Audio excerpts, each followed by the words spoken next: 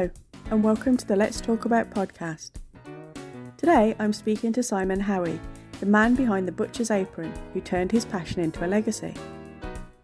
A remarkable figure in Scotland's food industry, Simon's journey began aged just 12, helping out in a local butcher's shop, and progressed to a multi-million-pound award-winning business.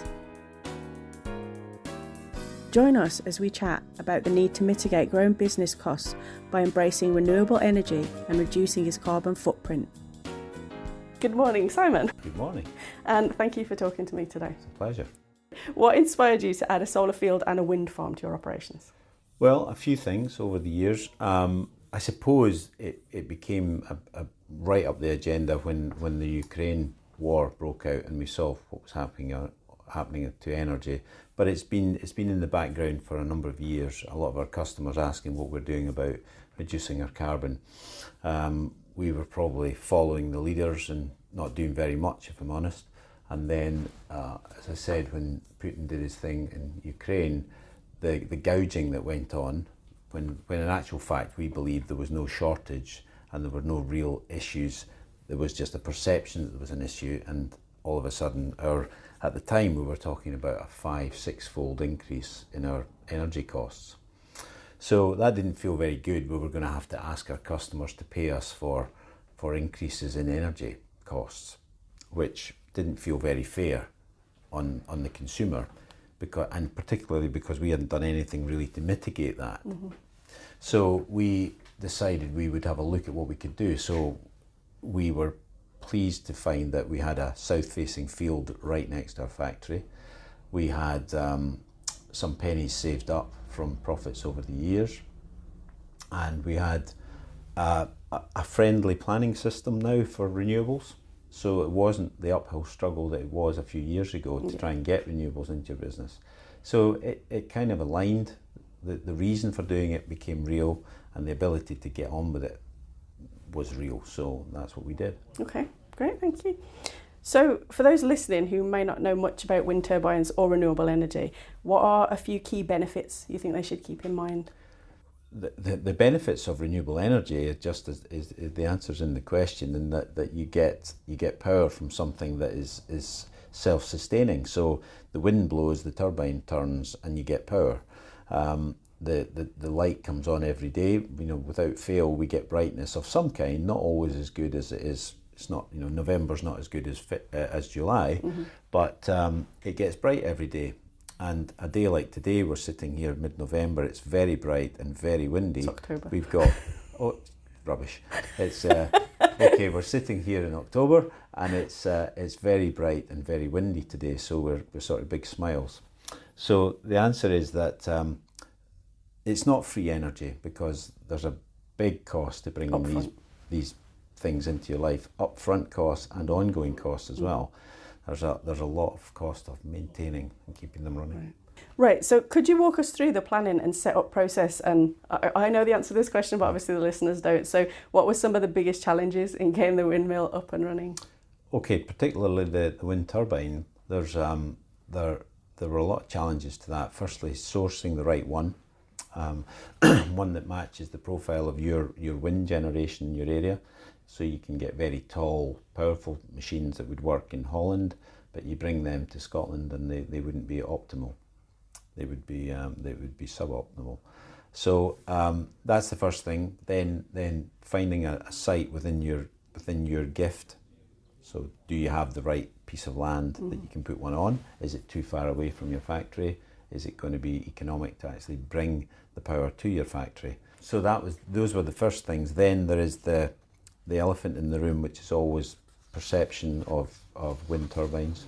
And so we immediately engaged with the community council, got them up, and we got a big thumbs up. What a great idea, which turned out eventually to be what a bad idea, because there was a number of active, vocal people who got going and did a good job at noising the community up. And we ended up with essentially a bit of a should we or should we not go ahead with this type dilemma. The planning process was arduous, but only because the planners really encourage you to make sure that you've got every box ticked, because in the event that there's a difficult decision for the planning officers to make, or more so the actual elected members, then you've got to have a very good, solid application that can go to Scottish Government for appeal. And if it meets the planning regulations, you'll get the permission. Without sounding, overly bombastic about it, but there was no real risk of us failing to get planning permission because the planning laws were written to allow it. Yeah. I didn't write them; we just complied with them, which means that if the turbine it meets certain criteria, then you're allowed to build it. And had we been refused by the council, we were told by our advisors that we would get that at planning appeal plus costs. Right. So, and everything you read within the local authorities' spiel is that they very much want to see renewables. They want to see polluters with a solution beside the factories. Yeah, fair enough. So is this a first step towards green initiatives in your business, or is it part of a larger environmental strategy? I think it's a massive first step. I'm not sure we've got any other big steps that will be as significant as what we've just done, because what we've done is we've taken ourselves pretty much off grid. We make more power than we consume. Right. So we spill green energy onto the grid. There's not an awful lot more we can do to reduce our consumption footprint. Yeah. There are things we can do with regard to how we engage with our suppliers and even our customers, but principally our suppliers, and where we source things from that will have an effect, but nothing will have the effect of what, in line with what we've just done. Yeah. Okay. You did mention the community involvement and response and that, so obviously I've got a couple of questions about that. So you've obviously been part of the Dunning community your whole life. Have you seen community dynamics shift since you proposed this project, and has any feedback surprised you? Not really. There was a lot of heat and noise at one point, culminating with 100 people in the local church hall, all having something to say. Not all of them. A lot of people along to have a listen. And there were obviously, there's the usual strong-minded people who've got plenty to say, and they're entitled to have that. I don't have any problem with that, because equally I have a right to build a wind turbine, and they have the right to say what they think about that, and that's not a problem at all. I don't think there's been a big shift at all. In fact, it has very much calmed down. The turbine's been there now for 3 months. I get, no one stops me in the street and says something negative to me. There's lots of people say nothing, and they may have negative thoughts, but the only comments I get are very, very positive, and that's genuine. I'm not just saying that. I only get genuine comments. There are a couple of people who turn their head the other way when I walk past these days, and I've just got to accept that. Hopefully in time they will see that, and I know this is quite a controversial thing to say, but who's the selfish one here? Someone who doesn't want to see something changing because they can see outside their kitchen window or through their kitchen window, or someone who wants to put renewables in that may have a visual impact on someone else, when actually the environmental impact is a massive improvement. Yeah. So, what we're kind of saying generally is we want stuff to get better, we want the world to be a better place, but not if it affects me. Yeah. And that is a very, very selfish position to take. It's a bit like planning. There are a bunch of people in all communities who would say, no new housing near me, thank you very much. But the same people are complaining about the crazy costs of housing, when in actual fact the cost of housing is driven from supply and demand. Yeah. So, and I'm not taking this conversation away into a different realm, but it's a similar thing. The more houses that are built, the more choice people have, and therefore the chances are the price of housing will come down. So we've got to have new housing in our area. Yeah. I personally don't want to see Dunning growing by another 1,000 houses, thank you very much. But if that's what it takes to keep the village vibrant, then I'm prepared to accept that. I think there's another thing to do that, and again, sticking with this analogy, which is what it is rather than a crusade on planning, is that in some ways you could argue there should be an obligation on landowners and polluters, so factories, to have renewables, rather than saying we think we will allow you to do that. It should be an obligation on them to actually have it. Yeah. And I also think that, and the same goes for landowners, there should be an obligation on them to sell their land for housing. Where do the mothers and fathers get their children homes close to them, or nieces and nephews? How are they going to get them all to live within their proximal proximity if there are no new houses available, because it's a growing population? Yeah. And the same goes for renewables. I personally think that the planning laws should be changed, and there should be no planning application required for renewables. Right. That's it just becomes indiscriminate. If you want to put solar panels on your roof, you just put them on. Mm-hmm. I think conservation areas would be an exception. A windmill next to the Wallace Monument. I don't think we need a windmill next to the Wallace Monument. I'm sure we could sterilise some areas and be sensible about this. Right. Yeah. Okay, so you've actually touched on this a little bit, but many businesses are facing pressure to adopt green initiatives. So how would you respond to those sceptical of your motives? I mean, you've kind of said it, but what if they said to you it was just a PR stunt? It was just like greenwashing that you were doing and not actually... Well, I mean, if it was a PR stunt, it's a very, very expensive one. Yeah. A, in the capital upfront cost, but B, we've taken a piece of equipment. Just if we take the turbine alone, we've taken a piece of equipment into our life as a business that's costing us £1,000 a week for operation and maintenance. Somebody charges us, actually it's £48,000 a year, so a little bit less than £1,000 a week, to watch over it for us. Yeah. And in turn, we get to take the energy from it. If it falls over, we have to build it back up again. There's inherent risks in bringing these kind of things into your life. How much, so if you weight the elements of our decision making, was PR. Is this going to look good on our CV when we're speaking to our customers? There's necessity. In other words, if we don't do it, we will lose customers. So not just a nice to have, but eventually they're going to say, we're not going to continue to deal with you, in the same way that I'm going to be asking my suppliers in 5 years' time, what have you done to reduce your carbon? And if I can buy something from you or something from him, and his footprint is 50% of yours, then why wouldn't I just buy it from the alternative? Yeah. So there was that part. Then there is the safety for the business in terms of price gouging or risk to hiking in the future. Then there is also the fact that when we have it built, we've kind of no option but to spend the money it costs to run the system. Right. So if it's costing me all in all £1,500 a week to run the turbine, then my power has to be divided into 1,500, and that's my cost of my power.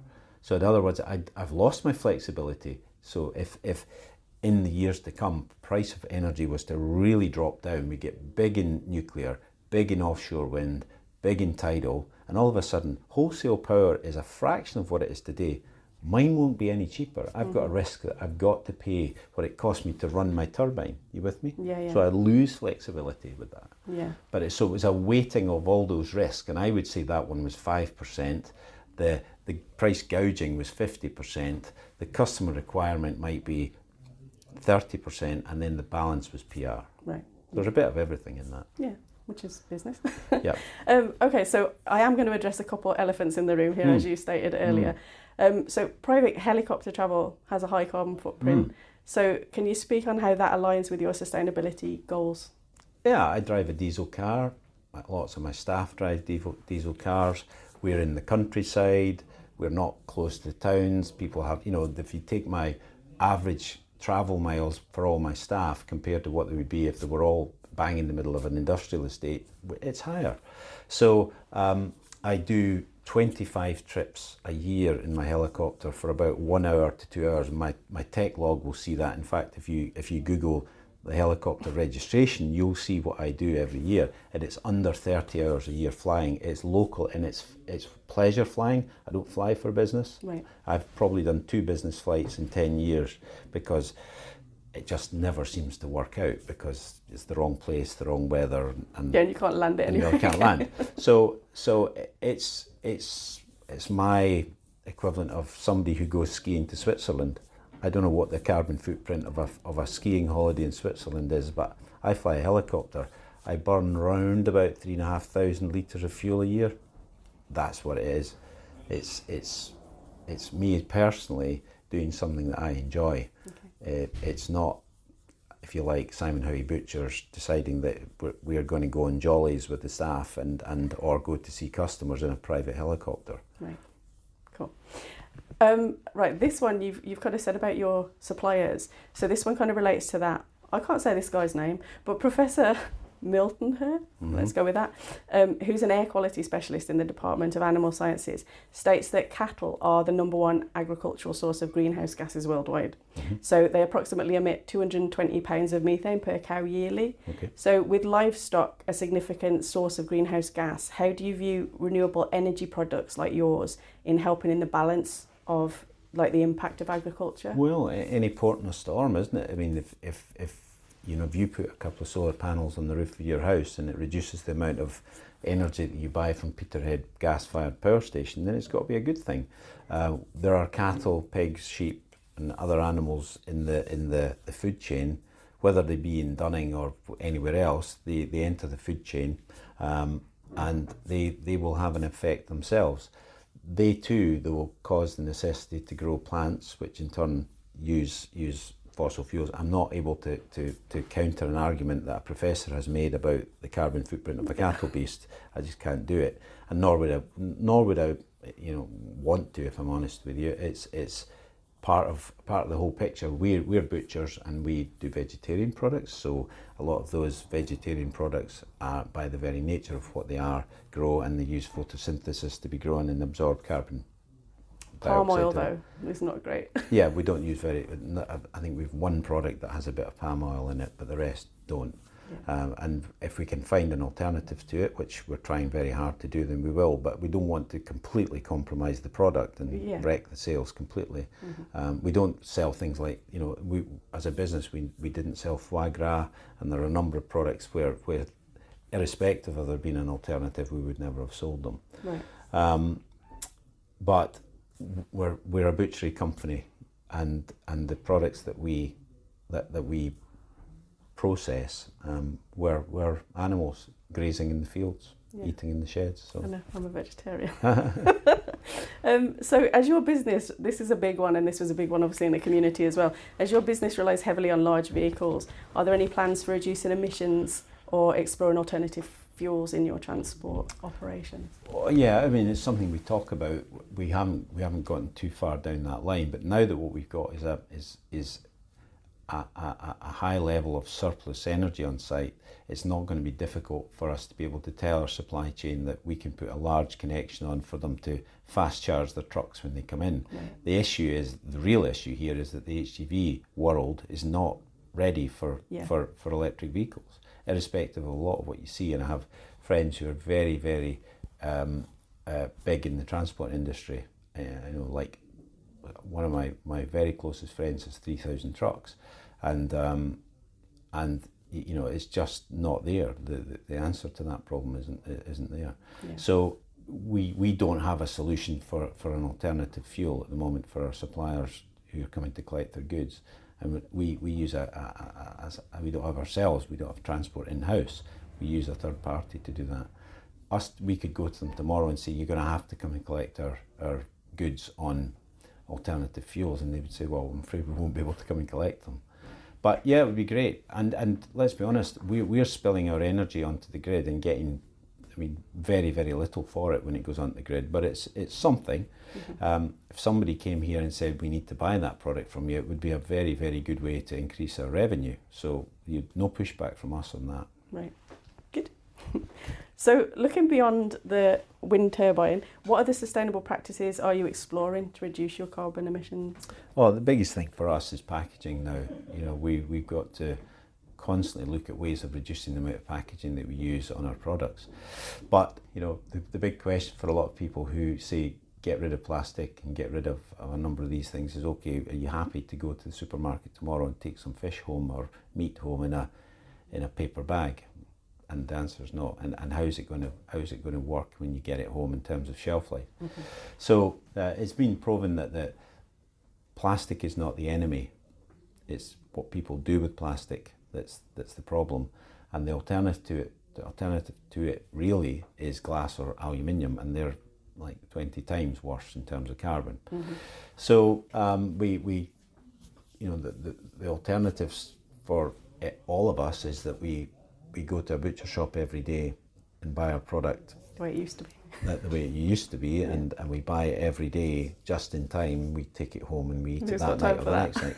Who's got the time or the inclination to do that? And what's the carbon footprint of driving to the butcher's every single day compared to getting all your stuff delivered in one truck from your big supermarket who delivers it to your door, or you doing it in one journey a week? I don't know the answer to that, but what it never is it's never one size fits all, is it? Get rid of plastic, that will fix things. No, it won't. No. That may become self-fulfilling because we don't know what's going to happen to a lot of the refineries. Are they all going to be there as alternative fuels come in? The ability to get plastic may be reduced. Who knows? Yeah. So I think that's the one big thing we can do is help play our role in helping to reduce the amount of packaging, and we're doing that. Some of our customers want to get rid of even the label on the outside and just want a very basic sticker, for want of a better word, on the top. Right. It's probably 50% of a reduction in amount of packaging on the label side of it. Okay. But where you've got modified atmosphere, so air inside the pack that doesn't have certain things in it, there's no alternative to really plastic at the moment. Yeah, fair. So what advice would you give other local businesses considering renewable energy projects, especially those who are unsure about logistics and costs? Don't be afraid of it. I would say the biggest surprise I've had with what we've done is that the solar works exceptionally well. Exceptionally well. It gets light every day. I'm aware, I've got them on my house. Yeah, it's not like the wind doesn't blow every day. Our turbine is okay at the moment, but there are days when I'm sort of looking at it going, really? Is this it? Is this as good as we thought it's going to be? It gets light every day, and you put enough solar panels in, they work a treat. Yeah. And they're low maintenance, they don't make a noise, they're reasonably unobtrusive in terms of, especially the field mounted ones. If you've got them on your house, it's hard to hide them, isn't it? But so I would say the other thing is that in Scotland, I can't speak for England, but the planning laws are very friendly towards renewables. Mm-hmm. Essentially, NPF4, National Planning Framework document, has been written to such that renewables trump pretty much all the other arguments. Visual impact, it's okay, but that's not the main thing. So don't be afraid of the planning side of it. You'll get them. Yeah. Thank you. I have, because we've whizzed through all those 5 quick fire questions for you, which are just more fun. If you consider them fun. So where do you think your ambition and drive came from? I grew up in a business family. I had hard-working parents. We spoke about business at meal tables. I watched my dad in the 70s and 80s paying 15 and 20% interest on bank interest. So I saw, but we were also in a period of very high inflation. So something that was worth £10,000 one year could be worth £15,000 within 2 or 3 years. Yeah. It was crazy high inflation. But then the cost of borrowing money to buy that thing at £10,000 was costing you £1,500 a year, which right now, and we see people saying, how the hell am I going to manage to pay my mortgage if it goes to 5%? Yeah. So to answer your question, where did the drive come from? I think you're kind of that nature. Drive is a funny thing because we all go through phases where we don't have it, and then all of a sudden we get excited. And mostly, I have a sort of saying that I think the difference between a happy and a sad person is you've got something to look forward to, or you don't. And so a purpose, or your grandkids are coming to see you on Friday, or you're going on holiday, or you're getting a new car, or you're getting a new job, or in my case, we're going to put an extension on the factory, or we've got a new colleague coming to work in the business who's going to help us really move on. And these are exciting things. So you keep making sure you've got plenty of these things on, and the drive piece just works itself. Yeah. To be fair, there are days like yesterday as we sit here in October, where you look at a budget from the Chancellor, which, to many people, then they're focusing on one part of the upside of the budget. For some of us, there are an awful lot of downsides for it, and if you like, but then you've just got to take that in context and say, well, there's another 40 business years ahead of us, hopefully, so there'll be cycles of this, and some of what's been done yesterday will be unwound, and you know what, something very good could come out of yesterday's budget that I'm not appreciating. Yeah. And whilst there's a sort of shifting of the chess pieces, it's amazing just how it could pan out at the end of the day. So definitely I think the parents and the peers that I ran around with were a key aspect to the drive piece. Right. So, given all the scrutiny you come under, how do you keep motivated and positive? Well, because you surround yourself with positive people and don't allow negativity to creep in to the business. I mean, I've got another saying, we march negativity to the door. If somebody is very much dragging the team down and being really negative, we would just politely ask them to leave and go somewhere else. We'd, I think someone uses the expression, encourage them to go and be successful somewhere else. And so if you go through the business top to toe, I think you'll find people who move at a pace. They want to be here. There are possibly lots of them who would say I could easily be somewhere else, and that's true. But we try to treat people fairly, and that seems to help avoiding the negativity creeping in. Mm-hmm. I suppose you could say that the inference of your question comes from the personal side of it. That during the planning process there was a number of things said about me personally and us as a family, and that's not great. And I can't sit here and say it doesn't bother you. You just shrug your shoulders and walk on. But you just can't let that get you down. In the same ways that when loads of positive things are said, you can't sort of sit in the roof of your house and sort of wave your hand at people. Yeah. It's you just got to take it and for what it is. Yeah, totally agree.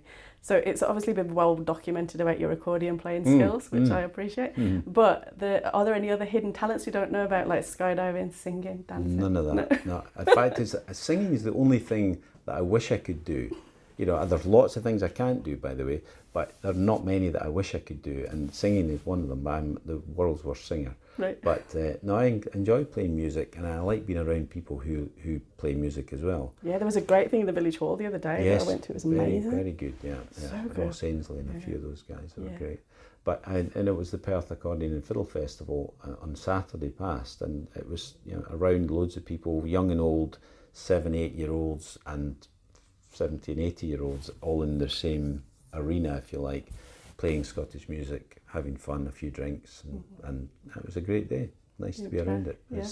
I've had some of my happiest times out with my family. Some of my happiest times of my life have been playing the accordion. It's hard to be sat around music though, isn't it? Yeah, it is a bit. And that's right, it's a happy music. In fact, I notice it with my kids and my grandkids, is that they will all go to bed at night with music playing in the room, particularly Scottish music, because the rhythm of the music is very good. It just fits a sort of young brain. Yeah. And I've been around that all my life. My dad was mad keen on Scottish dance music, and so it's always been. I can't remember not being able to play the accordion. I went to 7-year-old as a 7-year-old for music lessons. Yeah, I don't think a lot of the teenagers appreciate it when they're forced to do Scottish dance lessons at school. I think dancing is a different matter. With the other sex as well at that age is a bit awkward. No, it's not an easy thing to do. Enjoy the music. Do you have any TV shows you love? I'm guessing that you're too busy to watch TV. I don't watch much TV. I actually occasionally would obviously get the basics, the news at 10 and all that stuff, but I don't watch an awful lot of TV. Over the years, I've watched some of the box sets. I really like Band of Brothers. That was, if you said to me, you've got 5 seconds, name me something, it would be Band of Brothers. I've watched it 2 or 3 times actually. Right. Fantastic. Good show. Okay, and in traditional style, is there anything else you want to say that we haven't covered? I don't think so. I just think that for me, there's a really, really great opportunity for young people who if they understand, I use an expression in my family is that the key to being successful in business is to sort of understand the jigsaw puzzle. And my staff and colleagues will be groaning when they hear this because I use this expression a lot. But there are so many people in business and in life, just even at work, doing a job, who have no idea really where the pieces of the jigsaw go. So they've got them all there, and they try to put it together, but they've no idea what the picture looks like. Mm-hmm. So just getting clear in your mind at a young age about that is really important. And most of that you can get by being open to being told things. Unfortunately, this old expression of youth is wasted on the young is very true. Yeah. And was on me too. The other thing is I constantly mentor the young ones is use the learning opportunity at school for what it's meant to be. Just try and come out of that knowing stuff, because if not, you just spend the rest of your life trying to catch up. Yeah, and that podcast that you did, the business podcast, you actually mentioned in there about the whole just chance and meeting people. And I think one of the most important things for me has been networking, has been go to as many events as you can, meet as many people as you can. And I've ended up doing podcasts with a lot of them. Yeah, and I went through a phase in the 15 years ago. I was at a dinner or a networking meeting of some kind, literally once a fortnight. There was something seemed to be on the go, an industry dinner, a meeting with different industry bodies, or a black tie dinner where there was an award for someone going up, and the people you met, it really was a great thing. And so I would encourage all business people to get together as much as they can. Scottish Enterprise have been actually very good for me. They're they will say, what can we do? And always I say to them, organise events where we're all in the room together, get speaking to each other. Yeah. We learn things. And there's an old expression my father used to use, which is a farmer's time is never wasted standing at the market. Okay? Which, as I'm sure you understand, means that you may not have something to buy or sell, but just go to the market, listen to the chat, see what's being said, what's good and what's bad, what are the cattle looking like, what's the farmer down the road saying about his new combine. You just learn stuff and come home in a good mood from being around like-minded people. Yeah, couldn't agree more. Thank you so much for talking to me. It's a pleasure. Very nice. This podcast was brought to you by Nicola Foley and Zapsplat. Music by Buzzsprout. Many thanks to my special guest, Simon Howie.